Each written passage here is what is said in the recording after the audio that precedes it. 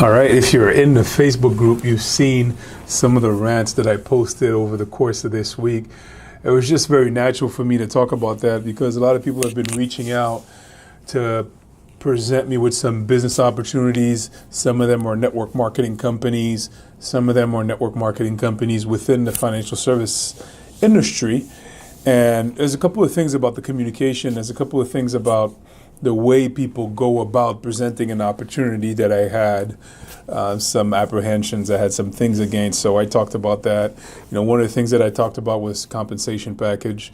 The first thing that this particular person did was send me, for example, a video with the compensation package. Now, there's nothing wrong with that. Everybody wants to know how they get paid.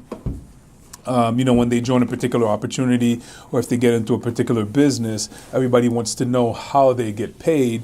However, if that's the only reason for you to get into a business, then you're in big trouble. So I wanted to cover 3 points that actually make it a good opportunity. How do you know that you have a good business opportunity in front of you and it's a good fit for you and it's going to work out? So number 1, it's the people. I'll tell you that 100% from my experience. Number 1 is the people that you decide to associate yourself with. Why are they doing it? What's their prior background and why are they attracted to that particular opportunity? And I give you the things to look out for. Some people are attracted to a particular opportunity only for the money, only want to build something for themselves. They're looking out for themselves, looking out for their family. And there's not a real attachment to the industry. There's not a real attachment to the clientele. There's not a real attachment to the process, to anything, the quality of the service, quality of the product. As a matter of fact, some companies I've been with, the product changes after 30 days, the product changes over and over, compensation changes. So there's not a real consistent reason why they got into this business. It's just a new thing. It's a great thing. You jump on board and you're gung-ho, you don't want to quit, you're loyal, but all of a sudden things start to change or you start to see the people you're dealing with, they start to reveal themselves to you and you realize they're not true leaders. So what's a real leader? A real leader is really somebody who gets in there for the good intentions, but the real mark of a leader is somebody who can actually help you get better, somebody who can actually see the big picture, see what needs to be improved, communicate that, and actually get either you or a group of people in the right direction. Those are the true characteristics of a leader. They're actually able to affect change in your life. They have a positive influence on your life. So that's number 1, the people. Number 2 is the actual industry. I've seen a lot of people get into different businesses, different industries, and sometimes I'm like, wait, there's a disconnect here. And I did it myself. I went from the construction industry to the financial services industry.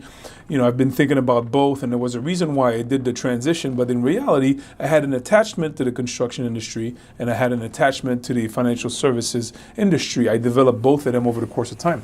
But there are some people that get into businesses and then, they don't really know the industry. They don't really know the product. They don't really know the service. It's more of a short-term type of thing. Again, trying to generate cash. It's the opportunity. It's the income potential. But it's a very short-lived passion, I would say. Some people will get into the nutrition business, distribute food, and they don't eat well, or they don't want to, or they get into the fitness industry, they don't, or they get into the fitness industry, they don't want to exercise. They get into the retail sales for cell phones and things like that, and they don't really understand or like the technology. And I'm being like very bland with the examples, but do you have a particular commitment to that industry, or is it a short-term type of thing where you're seeing the income potential and you're kind of living the dream, drinking the Kool-Aid? Is it something significant? Is it really going to make a change in people's lives? Now, don't get me wrong. We want a paycheck. We want to overcomplicate and make it like the world is this perfect place to be. But at the end of the day, when you go after something every single day, every single week, every single month, every single year, when you get tired or things get tough, there has to be some type of significance that keeps you in the game. There has to be a reason. There has to be something that you get back in terms of satisfaction, personal satisfaction, self-actualization. There has to be some type of significance to that industry. And you also have to be willing to learn new things. Don't cut corners, go into trainings, learn the product, learn the service, learn how to be better, learn how to develop yourself as the actual technician. I know that there's a lot of industries, and I take network marketing, for example. Network marketing favors the person who can recruit and can also sell, can also promote. And so a lot of times I find that a lot of people are attracted to network marketing, and the very successful people don't really have an attraction to being the service person, the technician. They have more of a builder's mentality, a leader mentality. I'm just going to build this industry. I'm just going to build this business. I'm going to build this downline. I'm going to build this team. But in reality, if that's the only thing that motivates, there's no substance. And these people can't really teach you how to be the good technician or how to be the good advisor or how to be the good salesperson. It's a good idea. It's a good business opportunity, but there's not a lot of learning going on. There's not a lot of substance and a lot of content. And I'm going to end it there and with the third one. The third one is really marketing. That's where the rubber meets the road. Regardless of what you do, marketing is going to be the major differentiator, equalizer in all opportunities. So what do I mean by marketing?